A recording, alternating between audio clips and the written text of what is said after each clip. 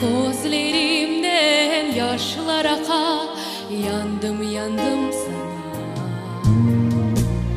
Ne güzelsin sen ahırım, ne dilbersin sen vatanım. Gözlerimden yaşlar aka, yandım yandım sana.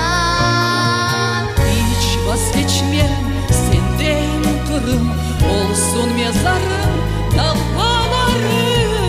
Gene sana yaşaya da okurum tekrar men duvarım. Sen anamsın kırım, sen babamsın yüreğimde, hem de kardasın.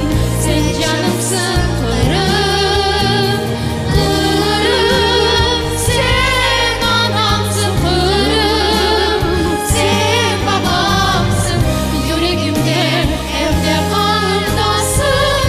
Sen canımsın kırım. Ne dilbersin sen ah kırım, sen baş yazdım em takdirim. Yurdum bahçe ve dağlarım, olsun olsun mezarım. Ölerim ayrılmam senden, kimselerge seni vermem.